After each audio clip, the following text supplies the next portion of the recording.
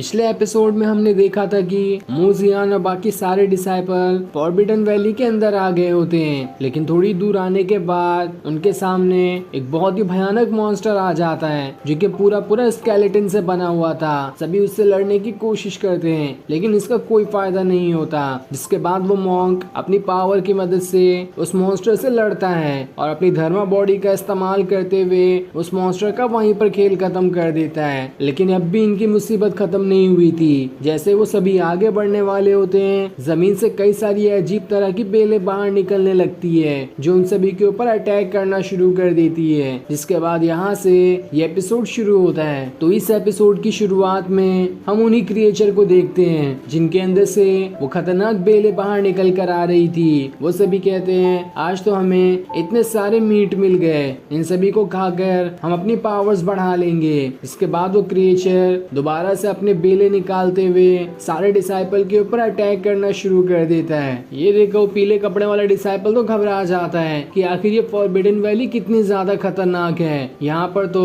कदम कदम पे अलग अलग क्रिएचर और मॉन्स्टर रहते हैं। वहीं वो डिसाइपल जिसने अपने मुंह पे कपड़ा ढका होता है वो अपनी फ्रोजन स्वॉर्ड का इस्तेमाल करती है ताकि उसकी मदद से उन बेलों को खत्म कर सके, और फिर वो अपनी स्वॉर्ड का इस्तेमाल करते हुए उन सारी की सारी बेलों और उस क्रिएचर को वहीं पर बर्फ से जमा देती है। लेकिन वो ज्यादा देर तक जमे नहीं रहते, थोड़ी देर बाद ही वो सारे के सारे बर्फ को खत्म करके क्रिएचर दोबारा से आजाद हो जाता है और इस बार वो पहले से भी ज्यादा गुस्से में आ चुका था। तब ये देखकर सारे के सारे डिसाइपल एक साथ उस क्रिएचर के ऊपर अटैक करना शुरू कर देते हैं ताकि वो क्रिएचर अब जाकर मारा जाए। लेकिन इतने सारे डिसाइपल के भी एक साथ अटैक करने का उस क्रिएचर पे कोई भी असर नहीं होता।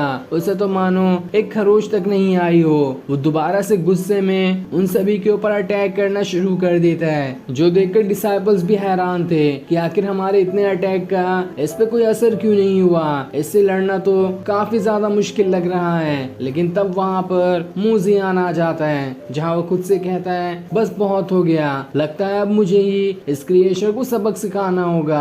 जिसके बाद वो वहाँ पर अपनी क्विनलैंड एम्पायर के स्वॉर्ड को समन करने की कोशिश करने लगता है और थोड़ी देर कोशिश करने के बाद वो वहाँ पर अपने क्विनलैंड एम्पायर के स्वॉर्ड को समन भी कर लेता है जो कि बहुत बड़ी वाली स्वॉर्ड होती है, और वो स्वॉर्ड की मदद से उस क्रिएचर के ऊपर अटैक करने वाला होता है। लेकिन तब जैसे ही वो क्रिएचर उस स्वॉर्ड को देखता है वो घबरा जाता है कि ये तो क्विनलैंड एम्पायर की स्वॉर्ड है, इसलिए वो वहाँ से भागने की कोशिश करता है। यहाँ तक कि तो मूजियान ने अभी तक उसके ऊपर अटैक भी नहीं किया था। वो क्रिएचर तो बस उसकी स्वॉर्ड देखकर डर गया होता है, लेकिन तब भी मूजियान नहीं रुकता और अपनी खतरनाक क्विनलैंड एम्पायर वाली स्वॉर्ड की मदद से उस क्रिएचर के ऊपर अटैक कर देता है, जो अटैक इतना जोरदार उसे लगता है कि वो क्रिएचर वहाँ से धुएं में बदलकर गायब हो जाता है। लेकिन हमें ये नहीं बताया जाता कि वो क्रिएचर अभी जिंदा भी है या फिर मर गया।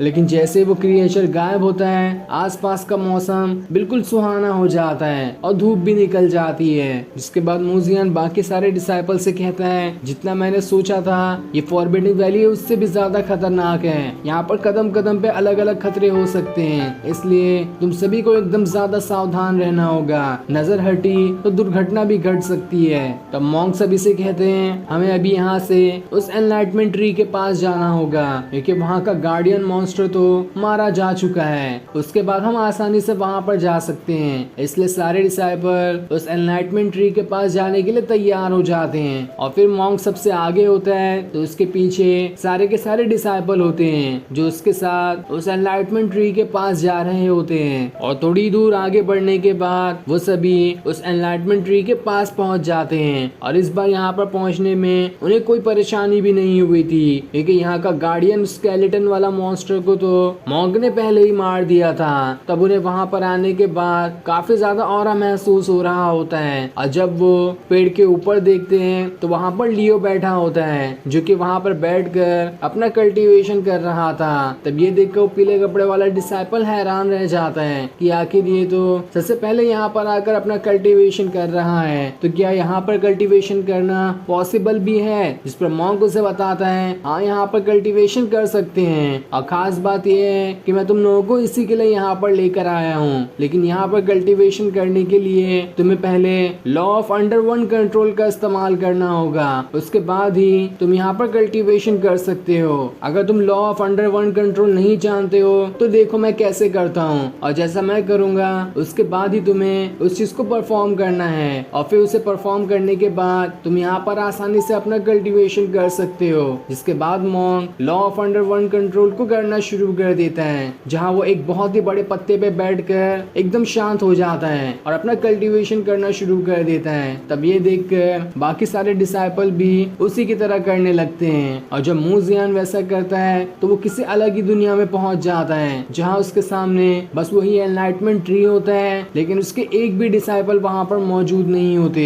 साथ ही यहाँ का एनलाइटमेंट ट्री भी बिल्कुल अलग ही कलर का था, उसके पत्ते भी बर्फ जैसे दिखाई दे रहे होते हैं। ये देखकर मूजियान हैरान रह जाता है कि अरे मैं यहाँ पर कौन सी जगह पर आ गया, लेकिन खैर कोई बात नहीं, मैं यहीं पे बैठकर अपना कल्टीवेशन करूंगा, क्योंकि जैसा उस मॉन्क ने बताया था मुझे वैसा ही करना होगा।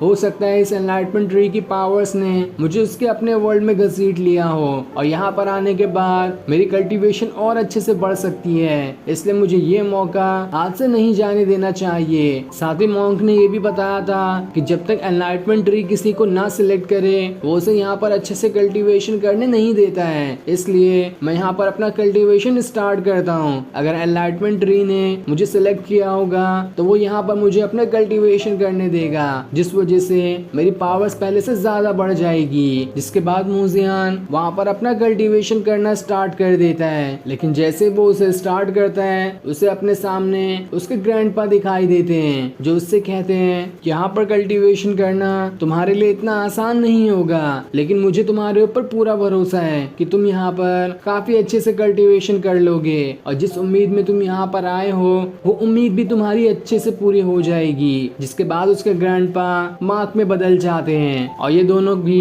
कोई असली इंसान नहीं थे, बल्कि बस उस एनलाइटमेंट ट्री द्वारा दिखाए गए ह्यूमन फिगर थे, जिन्हें देखकर मूजियान को ऐसा लग रहा था कि वो उसके सामने सच में आ गए हैं। तब मार्क मूजियान से आगे कहती है हिम्मत मत हारना और काफी अच्छे से अपना कल्टीवेशन पूरा करना।